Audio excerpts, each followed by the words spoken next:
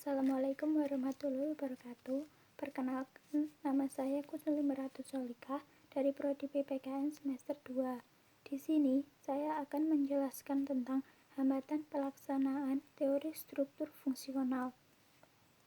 Teori struktur fungsional adalah sebuah teori yang berisikan tentang sudut pandang yang menafsirkan di dalam masyarakat sebagai sebuah salah satu struktur organisasi dan dengan bagian-bagian struktur yang saling berhubungan, sehingga masyarakat memiliki kesamaan dalam memecahkan masalah kehidupan bermasyarakat yang lebih konkret dan nyata, yaitu keluarga. Penerapannya dimulai dari keluarga, tetapi jika membicarakan secara kompleks, pelaksanaan teori struktural tersebut ada pada dalam sebuah organisasi secara formal, seperti dalam dunia pendidikan. Contohnya OSIS, struktur organisasi sekolah maupun perguruan tinggi, dan yang lainnya. Organisasi secara non-formal seperti dalam dunia sosial, contohnya RT RW, camat, kepala desa, dan sebagainya. Bisa juga organisasi kemasyarakatan seperti struktur organisasi keagamaan, lembaga swadaya masyarakat, susunan organisasi partai politik, dan lain sebagainya. Dalam sebuah organisasi apapun, pasti ada struktur yang mana terdapat dari setiap tingkatannya. Tiap-tiap bagian tingkatan, dari yang tertinggi sampai terendah, akan memiliki tugas pokok dan juga tanggung jawab masing-masing.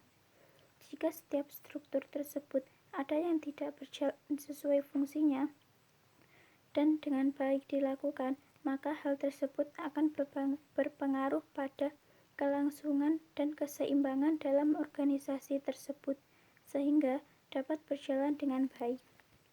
Hambatan dalam pelaksanaan teori fungsional bahwa konflik dalam kehidupan organisasi adalah seperti yang pertama, yaitu konflik dalam diri sendiri terjadi apabila seorang individu menghadapi ketidakpastian tentang pekerjaan yang diharapkan untuk melaksanakannya. Bila berbagai permintaan pekerjaan saling bertentangan. Kedua, konflik antar individu dalam organisasi yang sama, di mana hal tersebut sering diakibatkan antara perbedaan sifat maupun kepribadian tiap orang. Ketiga, konflik antar individu dan kelompok yang berhubungan dengan cara individu saat menanggapi tekanan untuk perbedaan yang dipaksakan oleh kelompok kerja mereka. Keempat, yaitu konflik antara kelompok dalam organisasi yang sama, karena terjadinya pertentangan kepentingan antar kelompok. Kelima, konflik antar organisasi yang timbul akibat dari persaingan ekonomi dalam sistem perekonomian di suatu wilayah maupun negara. Suatu konflik terjadi karena masing-masing pihak maupun dari salah satu pihak merasa dirugikan dan juga menimbulkan hambatan seperti salah paham, perasaan terlalu sensitif, juga mungkin tindakan seseorang itu wajar, tetapi pihak lain merasa dirugikan atas konflik yang terjadi. Oleh sebab itu dinamakan faktor intern. Namun, konflik yang terjadi, yaitu hambatan, juga terjadi oleh sebab faktor ekstern, yaitu bila mana terjadi konflik sebab dipanas-panasi pihak lain secara sengaja maupun tidak. Hal ini dapat dilakukan dengan jalan mengadu domba antara kedua belah pihak. Berikut ini saya akan menjelaskan tentang ragam bentuk struktur organisasi garis. Organisasi yang memberikan wewenang dari atasan kepada bawahan dan tanggung jawab yang ditunjukkan langsung dari bawahan kepada atasan ini sering diterapkan pada perusahaan yang berskala kecil. Pada dasarnya, kelemahannya seperti pemimpin yang cenderung otokratis, ketergantungan kepada atasan, juga terkadang membatasi kesempatan karyawan untuk berkembang. Kedua, organisasi garis dan staf yang kebijakan pimpinan sebelum dilimpahkan ke bawahan diolah terlebih dahulu dengan memperhatikan saran-saran dari staf ahli yang terjadi di lembaga sekolah.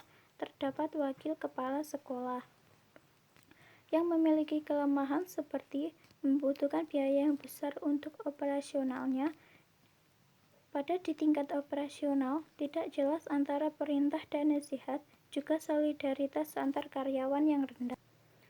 Selanjutnya, sekarang kita akan membahas kepermanenan organisasi formal yang cenderung permanen dikarenakan organisasi ini akan berjangka panjang dalam menjalankan setiap tugasnya.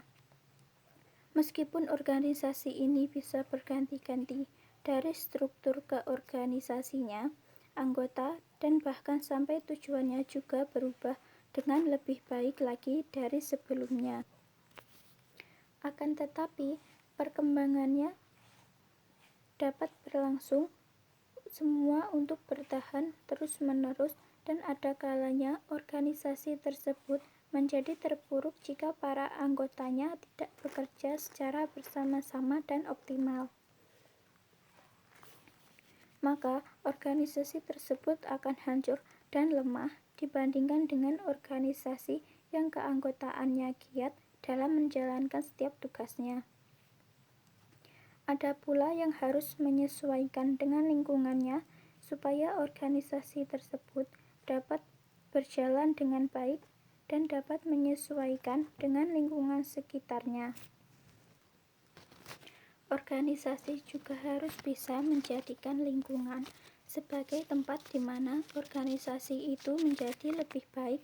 Jika tidak, maka organisasi tersebut tidak bisa diterima di kalangan masyarakat, dan kemungkinan besar organisasi tersebut akan hancur karena tidak menyesuaikan dengan lingkungannya.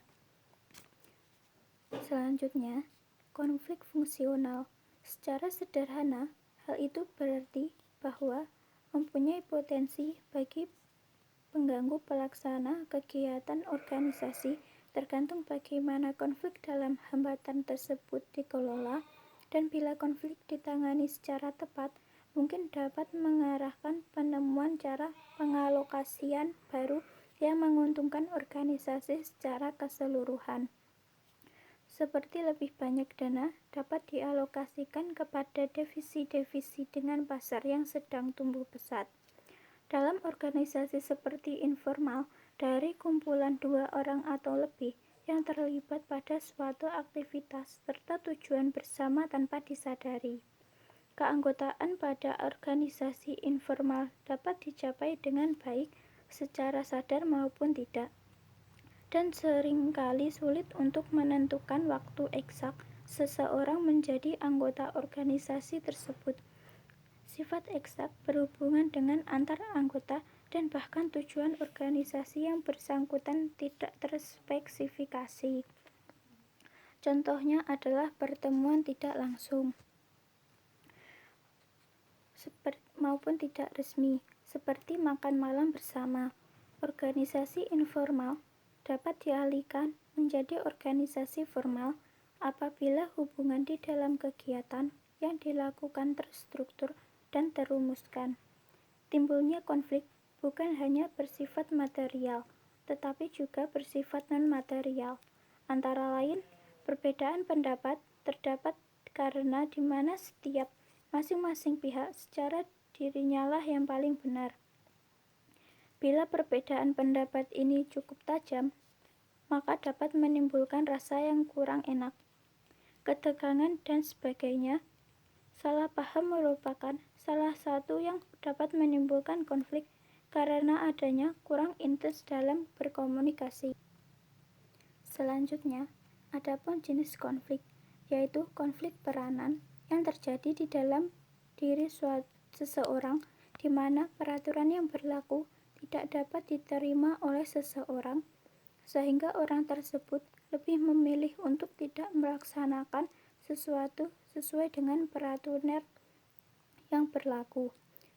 Konflik antar peranan, di mana orang menghadapi persoalan karena menjabat 2 atau lebih fungsi yang saling bertentangan.